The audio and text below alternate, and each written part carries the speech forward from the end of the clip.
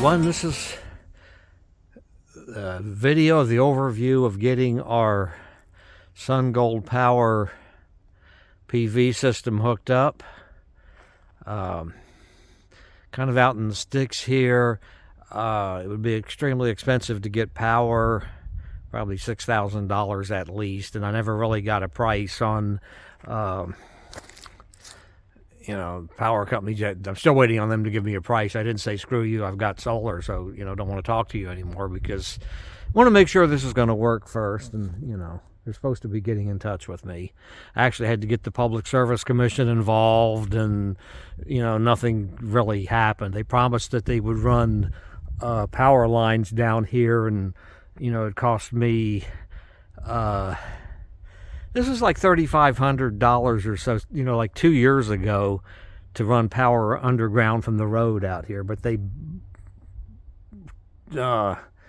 changed their mind on that. My records disappeared, and it was a big, just a big disappointment with Georgia Power.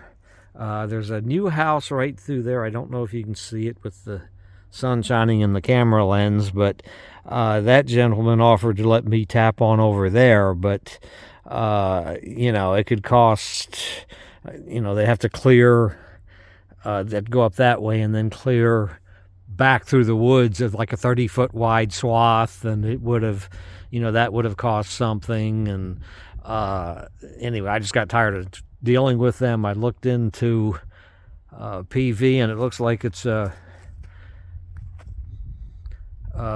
practical thing to do these days. So anyway, I got the system from SunGoldPower, 12 panels, 550 watts each. I spent an extra $70 for the whole dozen to get bifacial ones, so the power, so the sun can come in, I put some distance between them, so some light can get in there. Might plant juniper underneath just to kind of, give it, I want to plant something I don't have to mow, and it'll, get rid of the mud.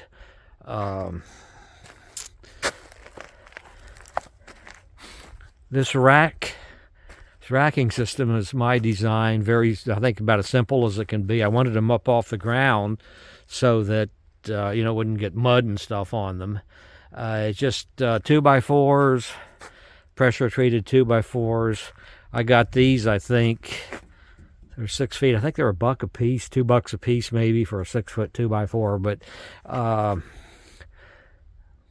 all pressure treated. And this should, last a number of years. I can move them around. If I want to change the angle, I can just simply lift them up and put something under the front feet or the back feet. Extremely rigid, not going anywhere. And you can see right there, I put to make this more rigid. That was kind of wobbly, so got a couple 10-foot 2x4s to put on top of the 12s. It's a 30-60-90 triangle, which is about within a couple of degrees for optimum here. We're on about the same latitude as Atlanta, Georgia, I guess. Okay. The kit came with 4 rolls of 50-foot of 10-gauge PV wire, and I bought 2 more rolls. I think they were 50-foot per roll. Put the breakers out here. All the videos I've been watching, seems people have been putting them inside, but I mean, if you get a, cut that line or something, and you go shorten this line, it wouldn't trip if the breaker was inside. So put them out here. And they're series wired, of course. So it starts down there, comes up here. No, starts up here, goes, there's positive, it goes down, negative down there, positive up here, and it just snakes around. And then there's one return line from the end down. So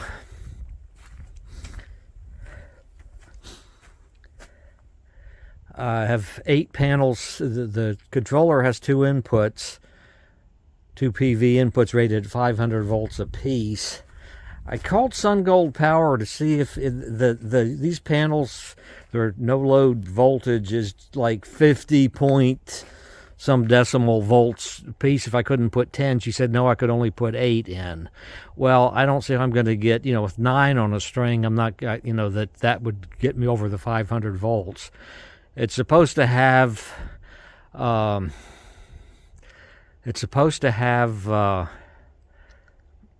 over voltage protection in there, but still they say if its voltage is too high, it might damage it.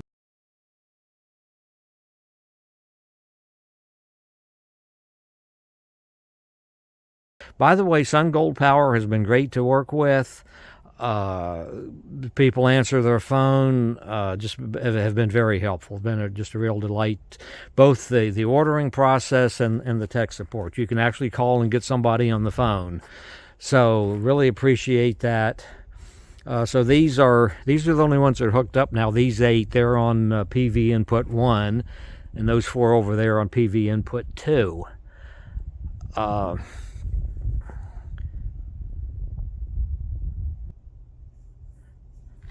If you're going to do this, definitely need to get the stuff to put your own, I forget what they call these, MC connectors, whatever, these solar connectors. Like these that go to screw terminals inside, and I'd put these on. I guess you could buy everything you need, but the equipment to put the put these together, not very expensive, and it's quite easy to do, really. This is a DIN rail. I knocked out too many knockouts here. I was going to put both breakers for both strings of panels on the same box, but I thought it'd be better to separate them out and be safer too, so I don't accidentally turn off the wrong panel. This is a 63 amp breaker, and it's a DIN, I don't know, I can put links in Amazon. We're an Amazon reseller, so I'll probably put an Amazon affiliate. I'll probably put links to all this stuff in there. And it just goes in, goes in through these 1 wire per. I had to buy extra fittings here. Goes in and connects to the breaker, comes out the other side. I put pigtails here. These pigtails, one of them's long. This one is long enough to go to the first connector. The second one here, I had cut. We started originally with just 2 panels to test, so that was long enough to go there. But it connects and goes on down to that far panel. Okay, let's go inside and take a look at the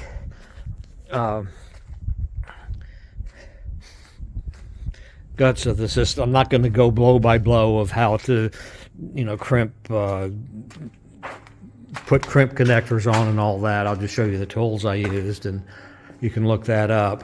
But here it is. The system has a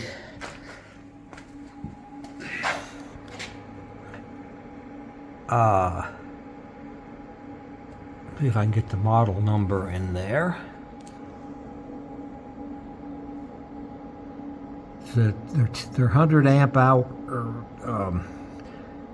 controller. It's alone, it's $1,600 or so. Has and you can parallel up to 6 of these to get more power. The batteries are SG48-100MP, so I have 5 batteries that are a total of, so I have 100 amp hours at 48 volts.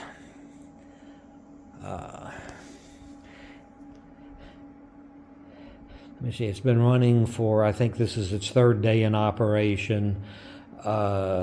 I had some trouble getting it going. It'd be nice if they put a single sheet of instructions with it, what type of battery you use and configuring the communication.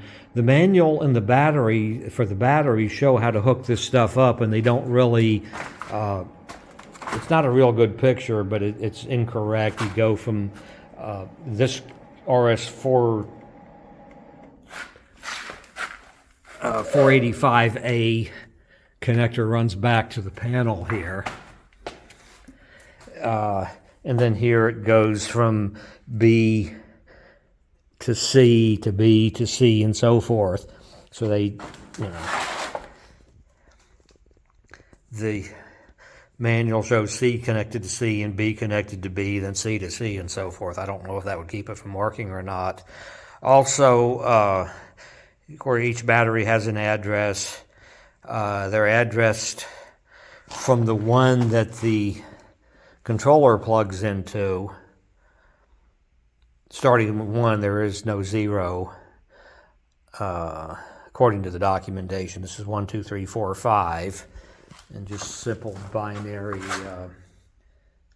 Let me see.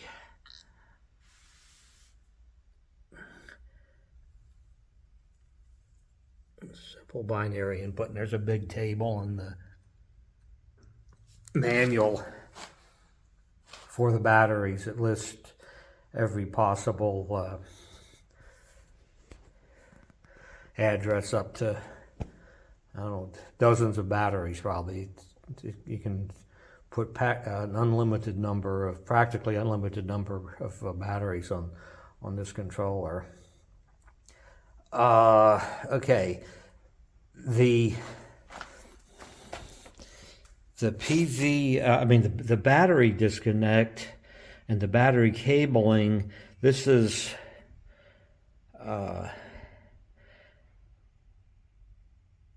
4-aught, 000 gauge wire.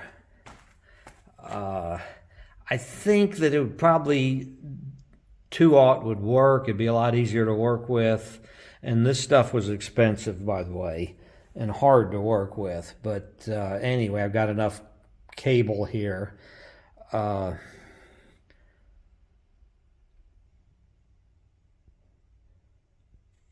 Here is some of the cable. Had about a foot left over.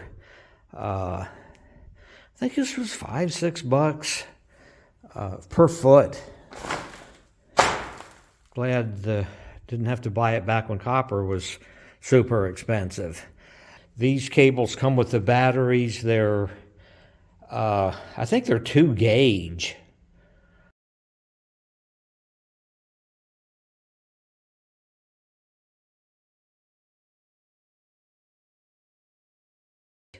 I had to rewire it. SunGold wanted me to do some tests, had some suspect batteries. He wanted me to take certain batteries out of the circuit. It apparently isn't enough just to turn them off. You have to take them out of the circuit. The wire that I used before, quadruple 4-aught gauge, just real stiff, hard to work with. That'll be going to the scrapyard, unfortunately. Now we have, this is 2-aught welding cable, so it's nice and flexible.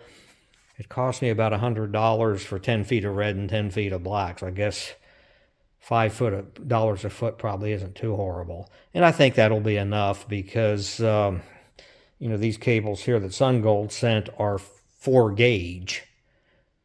So 2-aught, 1, 2, 3, and 4 gauge. So it's a good bit smaller.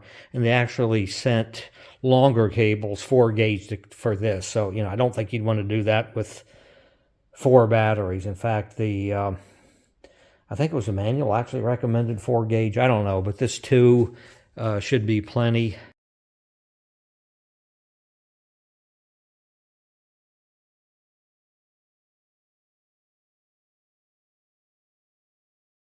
I also redid I replaced the circuit breaker, the little boat trolling motor circuit breaker back here. It finally just quit on me. Put a light back there. So I got this thing off of Amazon. It's weighs about 3 pounds, and it's been working really well. I took and labeled. This is the same 70 amp circuit breaker going to the main panel. I just put a little nicer label on that. The first time we had guests here, had a cold night, and the solar started. Everything died on us, so it would have been good to have labels to talk. My friend, he's technical, but you know, doing it by memory over the phone with, you know, I didn't have a picture in front of me or anything. It would have been a lot easier if this had been labeled. So this rack came with the system. I actually shot footage of putting that rack and assembling some of this stuff, putting the batteries in the rack. I don't know if I'll publish it or not. If anyone asks, they can do that, but nothing you can't figure out yourself. There were a few tricks of, you know, how to, we had to take it apart and redo it, you know, something, but it's nice rack, got wheels on, rolls pretty easily. No vent holes in the top of these batteries. I should have maybe cleaned this up before I took the video, but anyway, I came in here, have the plus and minus. I wrote on them with a pen. It's labeled underneath. I don't know if you can see that. I can't see my phone screen, but anyway. By the way, okay, here, little tip on, this is just a standard electrical panel. Square D home line electrical panel, 30 breaker positions. Home Depot had it on sale, so I bought it before I think even got the solar power system, just to, you know, save a few bucks on it.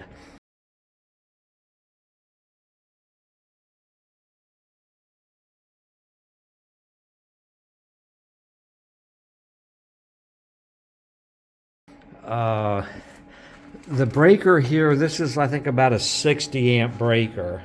Again, the DIN rail kind of system. This is 6 gauge wire. Have it set up a split phase 240. Comes out of here, goes through this, and you know, if this could be replaced with a 60 amp breaker, I probably never heard of anyone doing that, but you know, that's a possible solution too. It'd be a little bit cleaner looking install. A tip for putting this in. This had a black jacket around it. In fact, around, you know, one of the grains is a ground going outside. The other grain comes over to here. So 4 wires, 6 gauge with a jacket on it. And it was a real bitch to get up in those connectors there. So we cut the jacket off. It became a simple thing to do. Also, the breaker box here, it was a little tight, but with, you know, with the jacket off, we could run the ground right through here. So that was that. Okay, so the setup of this thing, first question I had was how to set the battery type, and it's not real obvious to do. But anyway, with this type of battery, it is L16. Means it's lithium. There are 16 cells in each one of these, apparently. So I go to settings.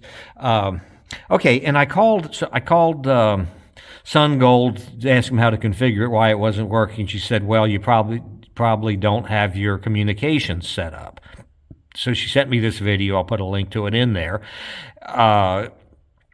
But the battery type, they said, click on setting. Setting 8 is L16. Okay, so that's set the battery type. The other thing that needs to be set for the communication, I already went through the cabling for that, but let's go back here.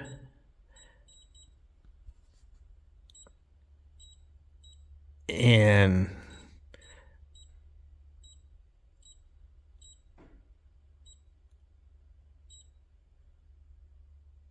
okay, so set parameter 32 to RS485. I think the default is CAN. So you need to set that, and then you set number 33 to PYL. And okay, so I did that, and it still didn't work. I called back and talked to Tina again. And she said, well, what's your input voltage? I said, well, 100 volts. I had two panels connected.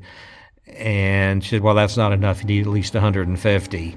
So I went ahead and hooked up two more. It was a cloudy day, but even so, it went up to about 175 volts. Everything started working.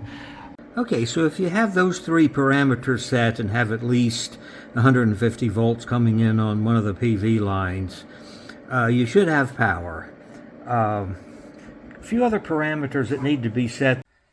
Parameter 7 is the maximum battery charge current. The default is 60. According to the manual, it should go up to, I think, 180 for the 8 kilowatt model and 200 for the 10 kilowatt model.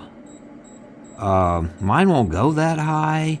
It goes up to like 175.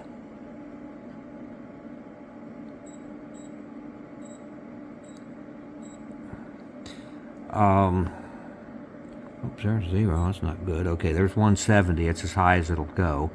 A little bit of discussion is in order for this. The batteries are rated at 0.5 C, so you could theoretically charge them up to 50 amps, 100 amp hour battery, so you can charge them at 50 amps, 2-hour time to completely charge a dead battery. Okay, so if you had one battery, you'd probably want to set that default 60 to 50. I guess it goes that low.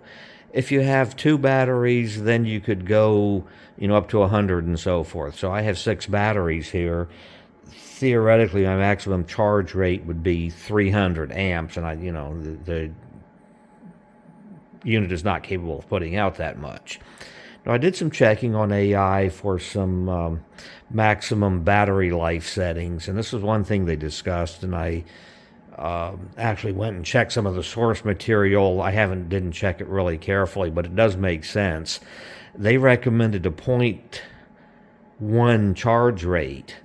So for I have 6 batteries here, that's 600 amp hours. 60 amps would be a 0.1 charge rate, but that means it would take 10 hours to charge a dead battery. Just don't get that much time in the winter. 120 amps would be a 2C rate, 0.2C rate, which I think would still be a pretty good for battery life. It's under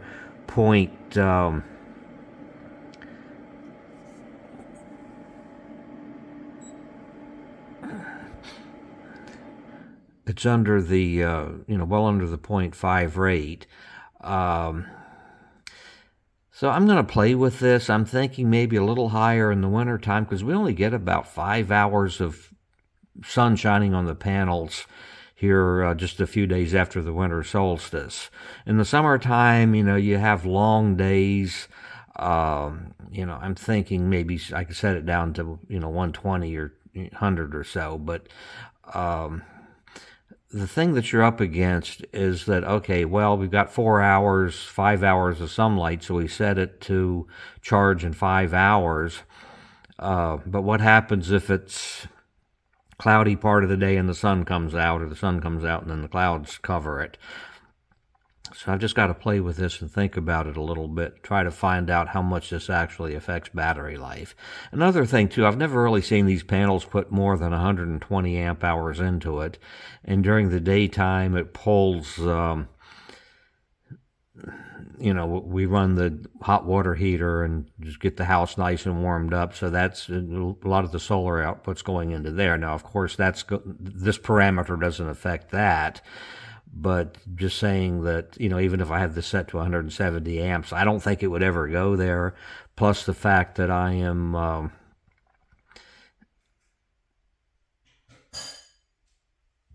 pulling from the solar panels during the day, that would lower its capabilities even more.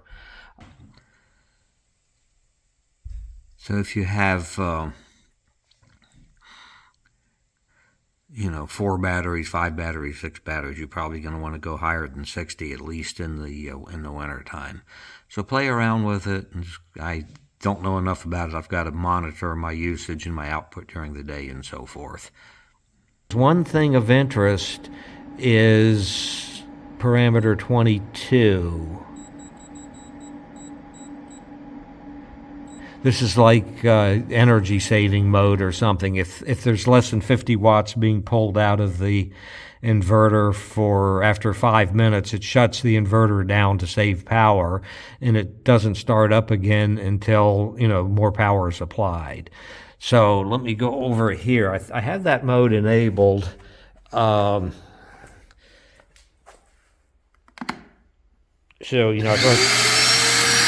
there was a delay before my vacuum cleaner came on. So sometimes it's a longer delay than that. But now that I do that, you see my battery chargers are working here and everything. So probably not going to need that feature, but I just playing with it for now. And then finally, one other thing you want to check while we're in this is you want to check your firmware version. So go to page 6.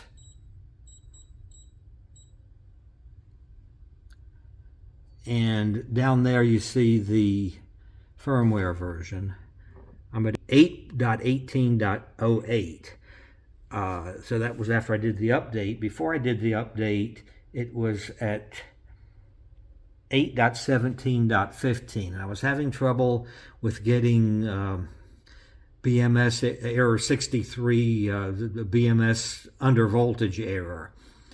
So they sent me that, and I'll have another video on installing that. It's not as straightforward to install as one would hope, but got that in and haven't had the error 63. So do check your firmware version, make a note, compare to this, and if you have, I would think anything less than 8.18.08 like I have here, you might want to contact them and just say, hey, I've got this version.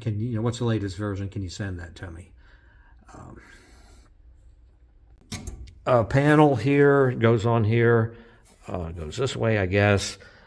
There's no safety interlock or anything. I wonder if the reason it wasn't working was because there was, I didn't have the panel on. I put it on, it didn't make any difference, and I really don't see any, fingers or anything that a safety interlock would interact with that at. And it turns out it's not.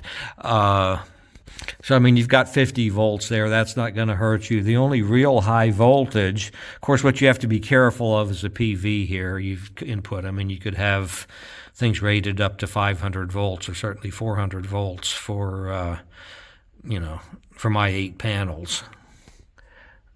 Let's see what the voltage is right now. Yeah, 389 volts. So, I've been shocked by 440 AC when I was a kid. It wasn't fun, but it wasn't, watch these YouTube videos. People think you get shocked by 120, it's going to put you under. It won't. It actually doesn't, it doesn't, not that traumatic an experience to get shocked by 120 volts. Of course, the peak is, that's like a equivalent. The peaks are a little higher than that. But DC, I don't know that much about. I'm a little bit more afraid of it. But really the only thing you don't want to touch is right here. You could get 240 over here. And I guess, it's going to be hard to touch those. You have the other side of the connectors up there, but you'd have to work at it to touch something in here to shock yourself. I am going to put the panel back when I get done. Okay, one final thing. This is the input, like you can hook it up to your mains if you have mains. I don't, otherwise I wouldn't have a solar, I wouldn't have a PV system. They told me to I have a 120 volt generator and have it set up for split phase 240. I'm going to run as much 240 stuff as I can. So I jumpered these L1 and L2 together, but I cannot get the controller to see the generator. It goes outside. I have it's a 14 gauge extension cord that, I cut the male end of it off so I could, take my generator out there and plug it in. But I could not get that to work. I tried several configurations. So I'll won't call SunGold again. I've been such a pest, but I'll wait a little bit and then email them and ask about that. I'm really hoping I don't need to use the generator, but it'd be a nice feature to have, right? So.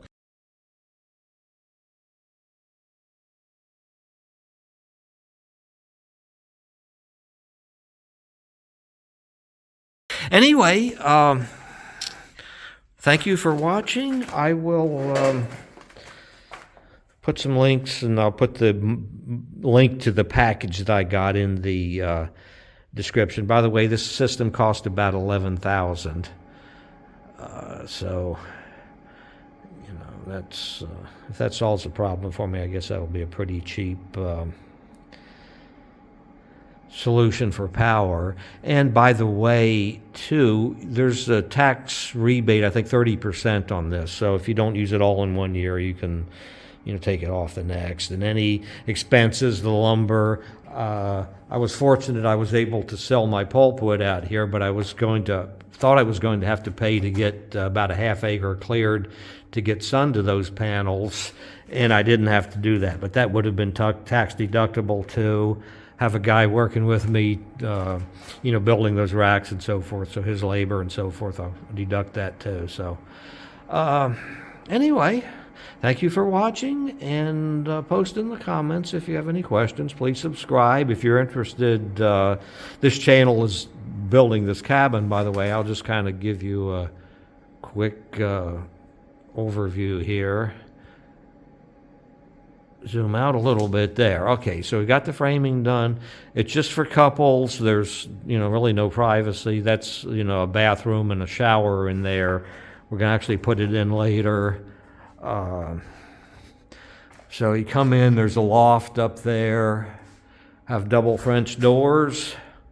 I guess all French doors are double, right? The railing is, we got fencing. It's welded wire fencing with plastic coating on it, PVC coating. Got it at Tractor Supply. Plant someone gave me, it's a bird of paradise plant. Don't have room for it at home, and it's been in here. It's been insulated well enough that it hasn't frozen, even though there's no heat in here yet. Come upstairs, have a catwalk coming out, and then here is the upstairs porch. So, oh no, here we can see the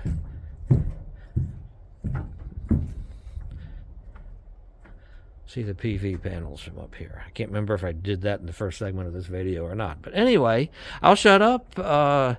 If y'all have any questions, contact me, post in the comments below, and thank you for watching.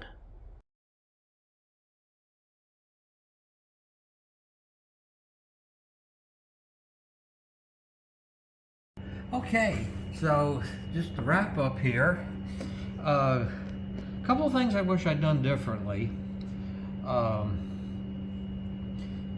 The panels are mounted at a 60-degree angle, but made for good, easy construction, a 30, 60, 90 triangle.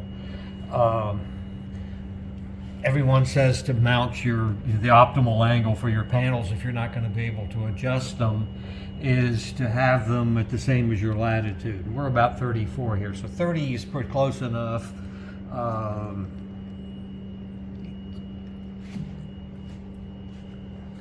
I'll edit the pauses out, don't worry, just keep rolling.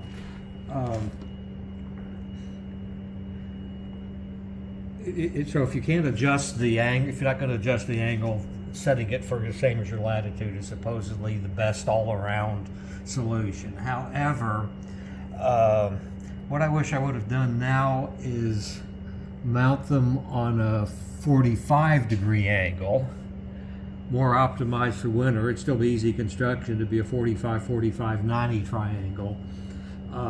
Summertime, there's just no problem with getting enough light. If it's overcast, it really doesn't matter what the angle is. But so, you know, optimize it for winter. We're only getting about 5 hours of sunlight, you know, around Christmas Day near the winter solstice. So should just optimize it for winter time.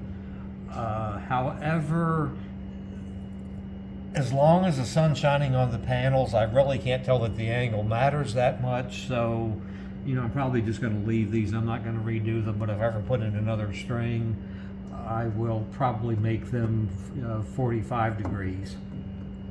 The other thing I wish I'd done differently is the kit came with 12 panels. I didn't know anything about it, you know, so I figured that would be enough. And it is, except especially in the winter time, you get long, you know, we had like 3 or 4 days of cloudy weather.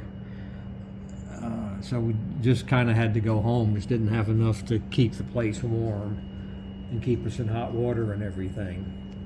So, when I'd ordered these, I wish I would have ordered 4 more panels, so that would max out this controller.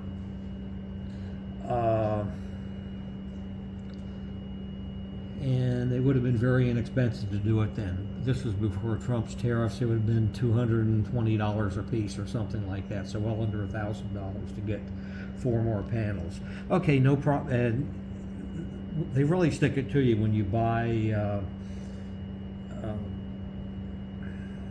you know, just a few panels. You can't buy fewer than 2, and it comes in boxes of 2. So, you know, 2 and 4, you know, very expensive. If I could get up to 8, it would be, you know, down to maybe $260 a piece, even with Trump's tariffs and everything, which isn't bad. So I thought, okay, cool. I'll just add them on to, you know, find someone else that wants to order. The guy that, the contractor that built this place and that actually built the racks and mounted the panels and stuff, is going to put in a system, so I thought I'd just tack on to his order. But here's what happened. These are the PERC or PERC panels. I don't understand you know, what all this means exactly, but now they have a newer panel. It's a little bit more expensive, but they're more efficient. They last 30 years instead of 25 years. So when he orders, we're definitely going to, you know, recommend that he orders these. What do they call them? They call them N-type panels. So, you know, N-type panels are the thing to get now. So I'm probably just going to be stuck ordering, have to pay about $350 per panel to get 4 more of these, because, you know, I don't really see anyone ordering any more perks. I could look around for companies other than SunGold to, you know, I can get compatible panels. I'm sure SunGold didn't make these, but anyway, that's just kind of one thing. When you're ordering, the panels are cheap. Get as many as you have room for. And then finally, one other thing.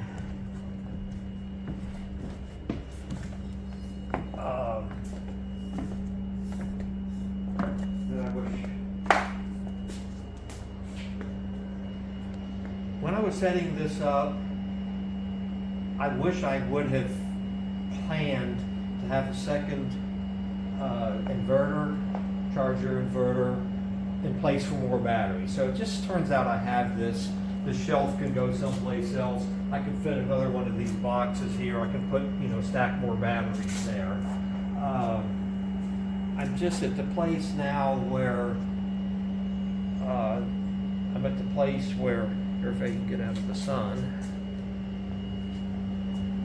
Okay, we're at the place where you know, spend another $4,000, get another controller, get another 8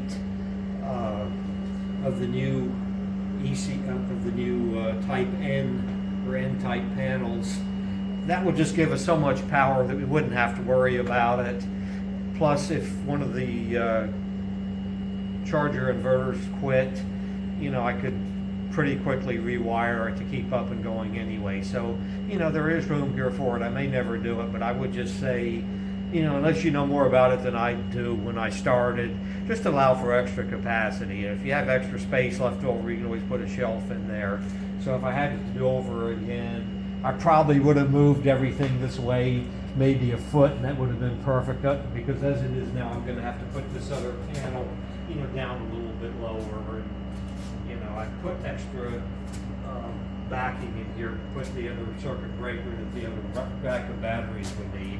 And probably what I will do is just put in another, the 4,000 to get another controller and, you know, 8 panels.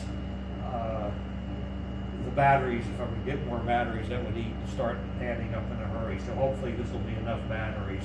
I'm in the process right now of recalibrating these batteries. I'm going to do a video on that just as soon as we finish shooting this. But got everything running pretty much the way we want, and so appreciate you. Oh, here, in case you're wondering what this thing is, this is a $15 meter off of Amazon. Right now it's monitoring the mini split. It gives the power factor and the amperage for that. The wattage and voltage are wrong. I just have it plugged into a just a 120 volt socket. So this, you need to double this. It's pulling a 650 times 2, 2,500 watts or so right now.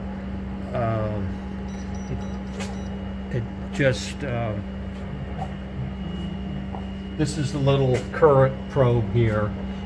So these things are cheap enough. I'm going to keep this as just a test instrument, but I'm going to buy 2 more. One for the mini split. Turn this off. Okay, one for the mini split and one for the heat pump hot water heater here. So that way we'll have, you know, good monitoring. It'd be easier to manage if we have to get in the wintertime, if we ever have to watch the amount of power and battery and so forth. That'll kind of give us an idea of what we're up against. So thanks for watching. Post in the comments if you have any questions, or if you know more about it or know different than I do and something could have done better. I'm all interested in anything I can learn about this. Thank you for watching. Please like, if this has been helpful, please like it. And if you want to see anything else we put out, the channel is just kind of more for the cabin than it is solar per se, but there will be more solar videos coming out. I just put up one, as far as I know, it's only one on YouTube about installing firmware updates in that SPH10048 Sungold controller. So, thanks for watching.